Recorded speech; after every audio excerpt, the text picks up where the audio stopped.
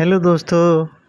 अब फिर Lucent biology का कल हमने जो किया था क्रोमोसोम तक किया था, आज फिर उससे आगे बढ़ रहे हैं। तो जो क्रोमोसोम्स होते हैं दोस्तों, वो हमारे न्यूक्लियस के अंदर धागे जैसे स्ट्रक्चर होते हैं जिन्हें हम क्रोमेटिन बोलते हैं।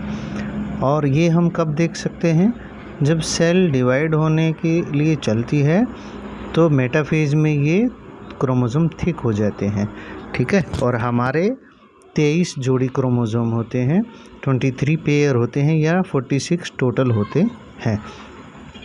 जो क्रोमोसोम होता है वो 2 क्रोमेटिड से मिलके बनता है और दोनों क्रोमेटिड ऐसे, ये जो बीच का पॉइंट होता है उसको हम सेंट्रोमेयर कहते हैं, ठीक है।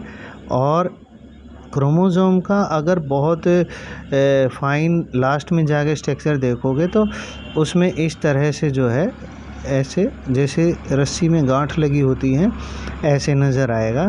तो ये जो होते हैं एक जीन को रिप्रेजेंट करते हैं। जीन जो होता है वो डीएनए ही होता है, इसके अंदर हमारी जेनेटिक इन्फॉर्मेशन होती है।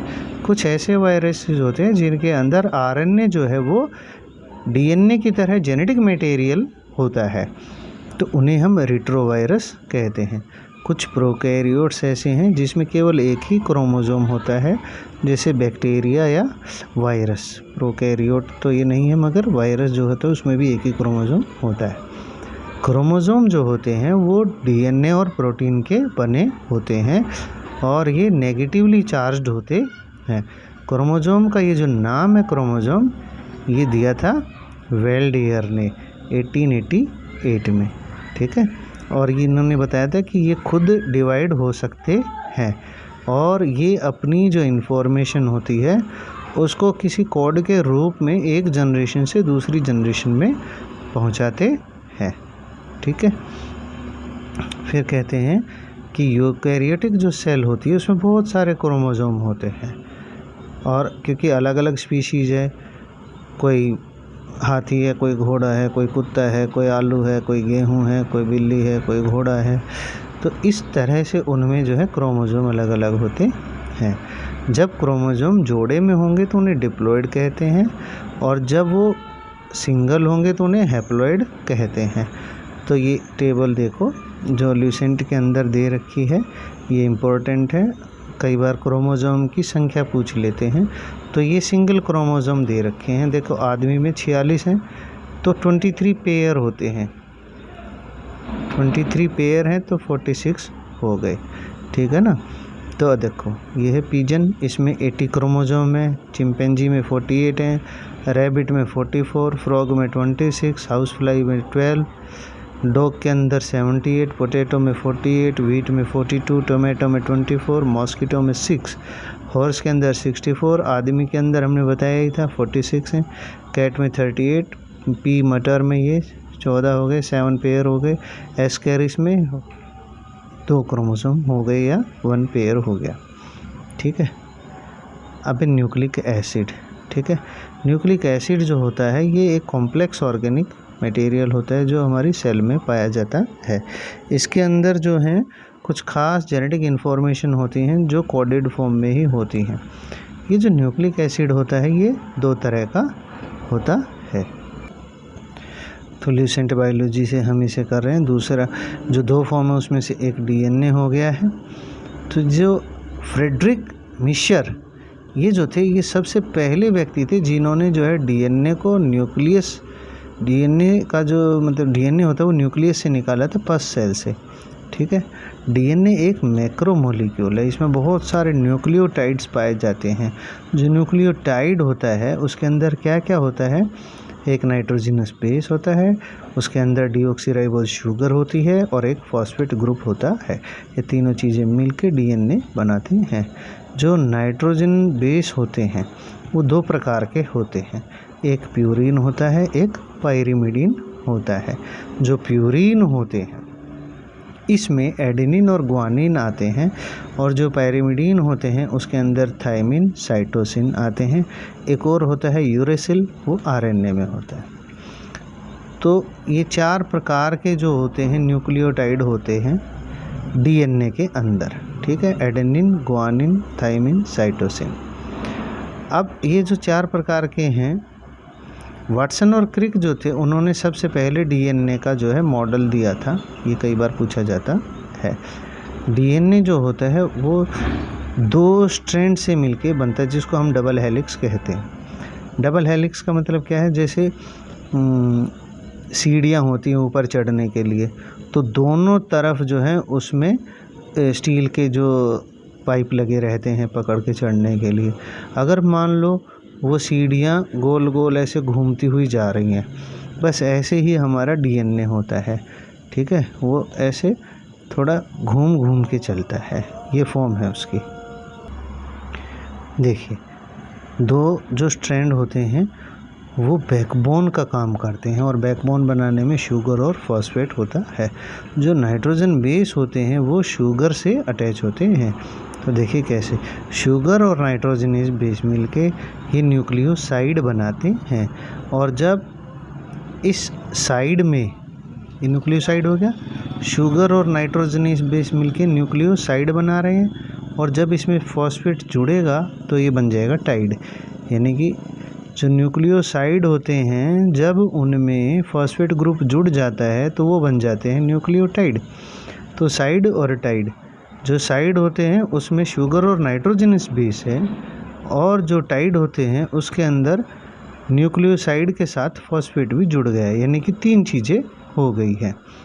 ठीक है दोस्तों, नाइट्रोजनस बेस जो होते हैं उनके अंदर क्या होता है, ये डबल स्ट्रैंडेड हेलिक्स के अंदर होते हैं।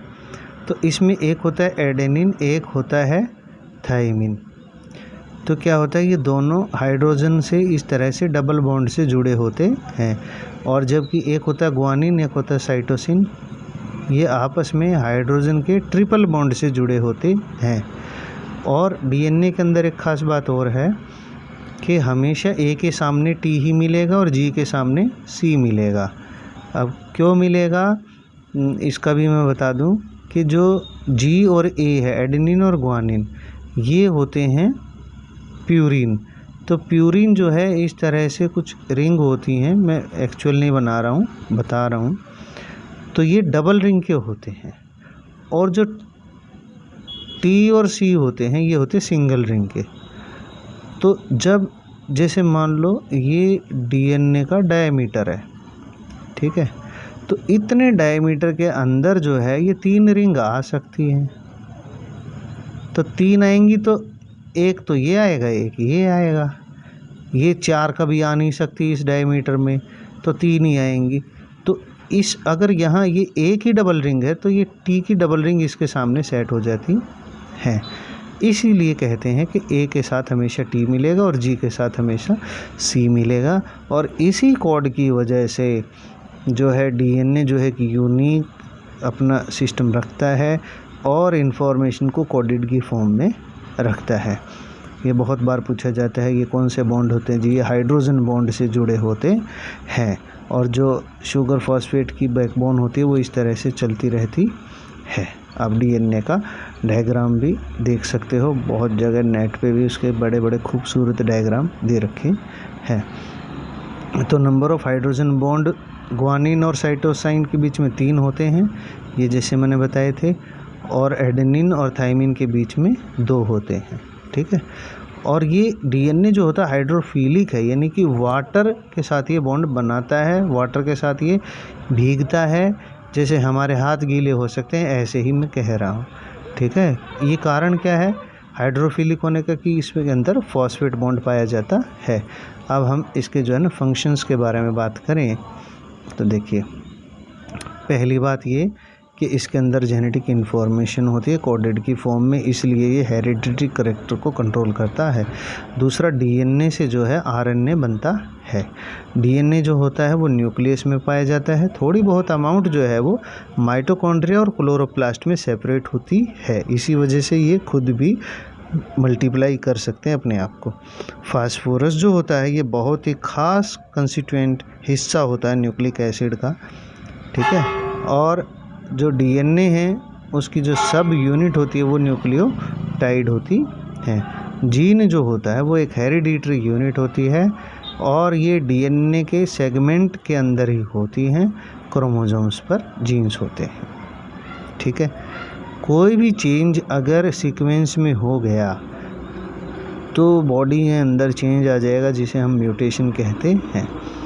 तो आपने देखा होगा बहुत सारे, कई मेंटली रिटार्ड हो जाते हैं, कई में जो है जन्म से ही बहुत सारी कुछ ऐसी चीज़ें होती हैं जो नॉर्मल में नहीं होती हैं, तो वो due to mutation, change in sequence of chromosome, genes की सीक्वेंस में चेंज आने से होता है, ठीक है। तो उसे म्यूटेशन कहते हैं। एक हल्का सा भी, एक भी अगर एमिनो एसिड चेंज हो गया ना, तो वो भी सारे को फ्रेम शिफ्ट म्यूटेशन हो जाता है, और एक सिंगल चेंज को कहते हैं पॉइंट म्यूटेशन। अब दूसरी जो न्यूक्लिक एसिड थी वो है राइबोन्यूक्लिक एसिड, उसको आरएनए बोलते हैं। ये आरएनए जो होता है दोस्तों, ये सिंगल स्ट्रैंडेड होता है, ठीक है।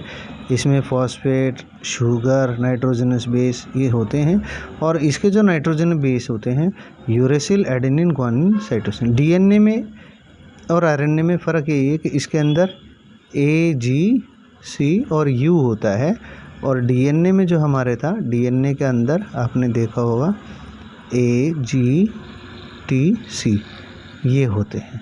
एक यूरेसिल जो है वो डिफरेंट होता है आरएनए के अंदर, उसमें थाइमिन नहीं होता। आरएनए का मॉलिक्यूल अगर वो एंजाइम की तरह काम करता है तो उसे हम राइबोजाइम कहते हैं।